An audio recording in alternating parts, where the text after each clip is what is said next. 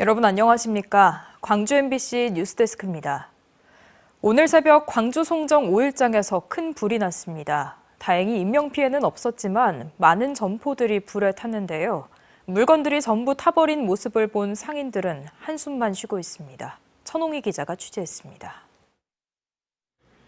광주 전통시장의 한 점포에서 불길이 치솟습니다. 뭔가 터지는 소리가 나면서 점점 불이 번지고 지켜보던 시민들은 애타게 소방관을 기다립니다. 빨리 오세요, 빨리. 오늘 새벽 1시쯤 광주 광산구 송정 5일장에서 큰 불이 났습니다. 소방당국은 관할 인력 전체를 동원하는 대응 1단계를 발령했고 불은 50여 분 만에 꺼졌습니다. 무엇이 그냥 뚜다닥 해서 나와본 것이요. 여기로 가더만 불이 외쳐서 저쪽으로 조금 천천히 가고. 간밤에 난 불로 송정 5일장 가게들이 크게 불에 탔는데요. 보시는 것처럼 아직도 연기가 나면서 밤에 불이 얼마나 크게 났는지 짐작할 수 있습니다. 불길이 휩쓸고 간 자리, 상인들은 치울 엄두조차 내지 못합니다. 점포에 있던 신발들은 겨우 형체만 알아볼 수 있습니다.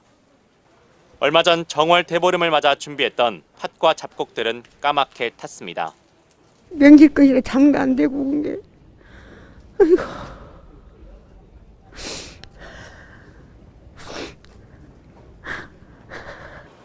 광주 송정 5일장 전체 204칸 중 20%에 가까운 38칸이 불에 탔습니다.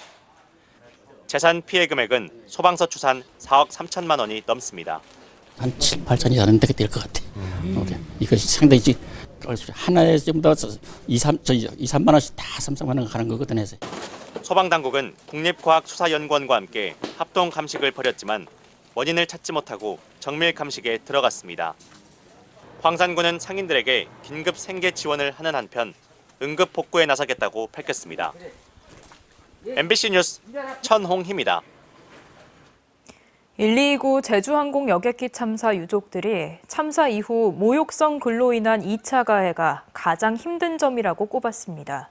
경찰은 끝까지 추적하겠다면서 엄정 대응할 방침이라고 경고했습니다. 김규희 기자가 보도합니다. 참사 이후 사무실을 마련하고 특별법 제정에 속도를 내고 있는 1229 제주항공 여객기 참사 유족들. 가족을 잃은 슬픔을 견디기도 힘든데 2차 가해성 게시글이 쏟아지면서 고통이 배가 되고 있다고 호소합니다. 저희를 비방하는 댓글이나 이런 모욕적인 언어, 돌려가면서 쓰는 단어들, 이 부분이 제일 힘들게 하죠. 실제 지난달 10일 한 일간지 홈페이지에 올라온 기사 댓글입니다. 유족과 희생자들을 모욕하는 내용입니다. 경찰은 유가족 신고로 수사에 나섰고 지난 6일 강원도에서 30대 남성을 모욕 혐의로 붙잡은 뒤 검찰에 넘겼습니다. 수사 중인 모든 사건의 피의자를 특정하여 사법 처리될 수 있도록 현재 가지고 있는 모든 수사 역량을 총동원하여 수사할 계획입니다. 경찰은 추가로 신원이 특정된 4명에 대해서도 신속하게 검거할 예정이라고 밝혔습니다. 이번 참사와 관련해 전남경찰이 접수한 악성글 신고는 모두 24건. 이 가운데 현재까지 6명이 검거됐습니다. 악성글 게시자가 일정 시간이 지나 글을 삭제하는 등 증거 인멸에 나서면서 IP 등 추적에 상당한 시간이 소요되고 있기 때문입니다. 유족들은 검거율을 높이고 재발 방지를 위해서는 댓글 실명제 도입 등 제도적인 변화도 필요하다고 강조했습니다. 댓글을 달아놓고 어느 정도 수준이 되면 그 글을 삭제하고 탈퇴를 해버려요. 추적을 못할 수 있게. 그래서 사건 종결로 이루어지는 부분이 없지 않아 있습니다. 유족들은 추가 피해 예방을 위해 자체 모니터링과 신고를 이어갈 예정입니다. MBC 뉴스 김규희입니다.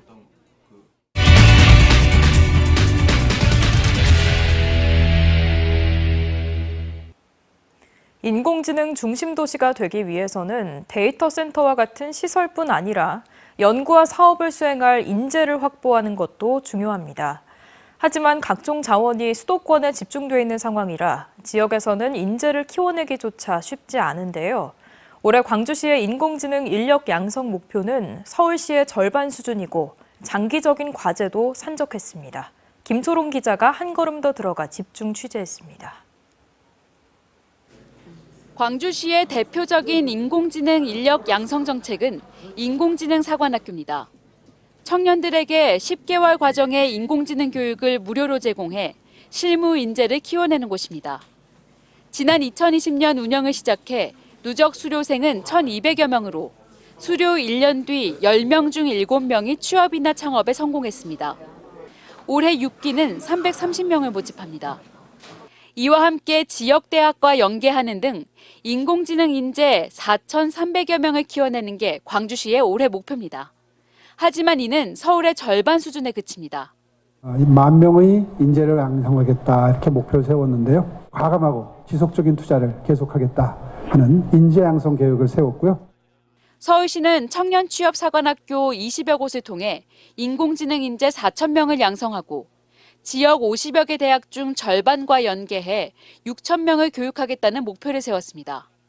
수도권 밀집화로 인공지능 컴퓨팅 센터와 같은 대규모 시설을 유치하는 데는 한계가 있다고 보고 인재 양성과 연구 활성화 등에 집중하고 있는 겁니다.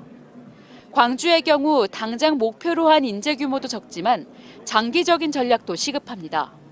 서울시는 2030년까지 양재 인공지능 혁신지구에 인재들을 위한 문화 주거 공간을 지을 예정인데 광주에는 이 같은 정책이 없습니다. 수도권 선호 현상을 뒤집을 매력적인 제안이 없다면 애써 키운 인재를 떠나보내야 하는 현실인 겁니다. 또 초등학교 때부터 성인이 되기까지 인공지능 교육을 연이어 받도록 한 인재 양성 사다리의 주요 정책도 현재 불투명합니다. 지스트 부설 AI 영적으로 추진하고 있는데요. 지금 현재 적정성 검토 중에 있고 금년 내에 착공할 예정이고 27년 3월에 개교할 예정입니다. 야당의 본 예산 감액으로 건축비 106억 원을 확보하지 못해 계획대로 되려면 추경을 노려야 하는 겁니다. 광주시가 미래 먹거리이자 지역 소멸 위기를 타개할 전략으로 인공지능 중심 도시를 꿈꾸고 있지만 인재 양성부터 쉽지 않은 현실입니다. MBC 뉴스 김초롱입니다. 내일 금남로 일대에서 대통령 탄핵 반대 집회와 찬성 집회가 동시에 열릴 예정인 가운데 충돌이 우려됩니다.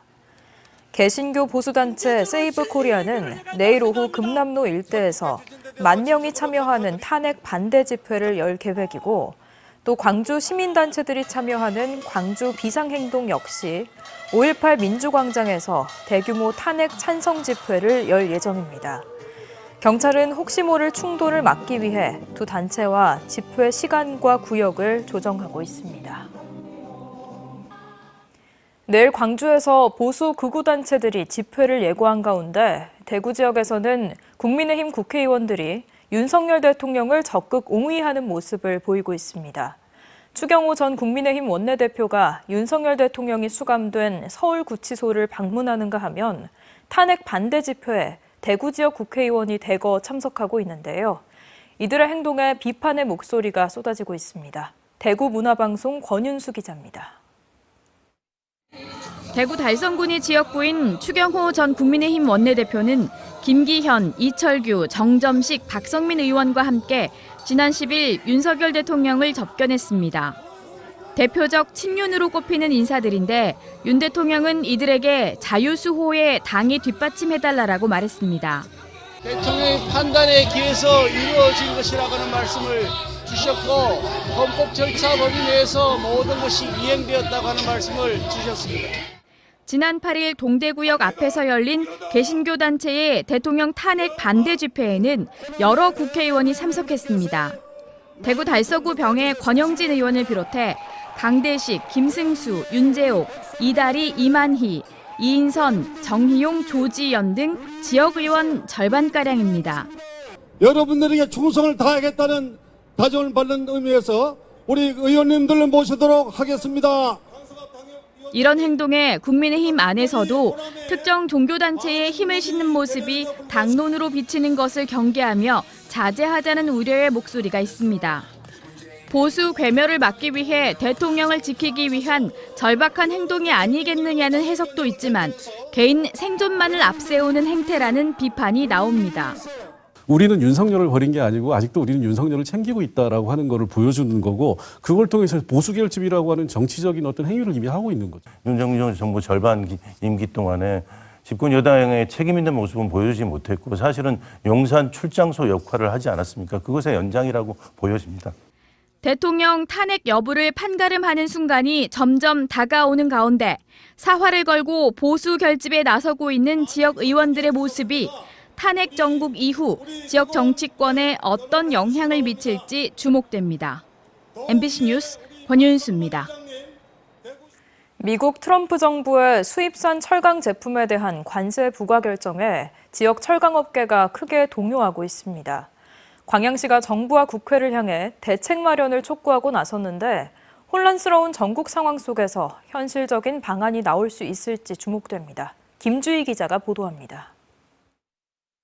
트럼프 정부는 지난 10일 수입산 철강과 알루미늄에 대한 25% 관세를 부과하기로 했습니다. 트럼프 정부의 행정조치 이후 지역 철강업계는 크게 동요하는 분위기입니다. 행정조치대로 시행되면 현재 국내가 기준 톤당 82만 원 정도인 열형 강판 가격이 112만 5천 원 정도로 상승합니다. 현재 미국에서 거래되고 있는 열형 강판 가격이 톤당 108만여 원인 것을 감안하면 사실상 가격 경쟁력을 잃어버리게 되는 겁니다. 포스코 광양제철소는 현재 진행 상황을 예의주시하면서도 아직 공식 입장을 내놓지는 못하고 있습니다. 그러면서 정부와 철강협회 등 관계기관들과 협의에 대응할 계획이며 수소 환원 제철 기술 개발 등 중장기적 관점에서의 투자 계획에도 변동이 없을 것이라고 덧붙였습니다.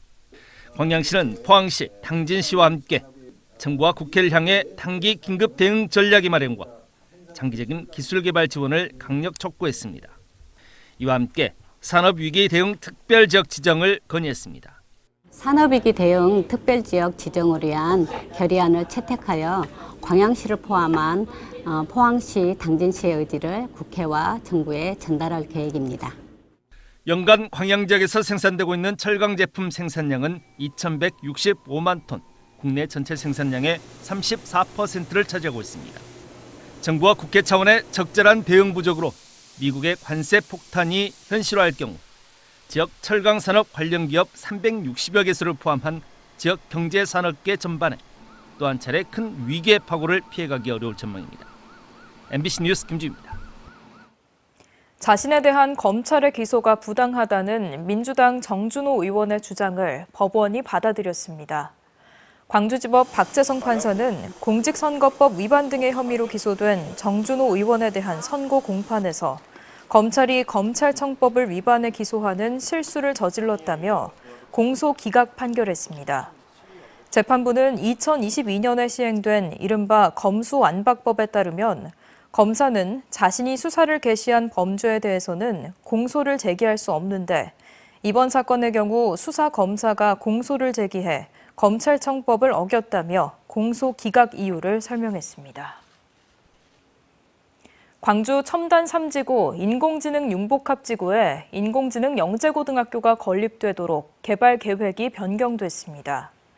광주 경제자유구역청은 오늘 이 같은 내용을 담은 개발 계획을 변경 고시했습니다.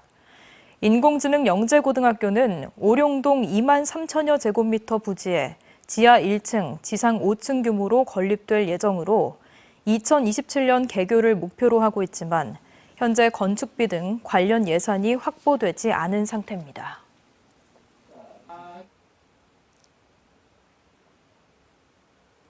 휴대전화에 주민등록증을 저장할 수 있는 모바일 주민등록증 발급을 전남 전체 읍면사무소에서 시작했습니다.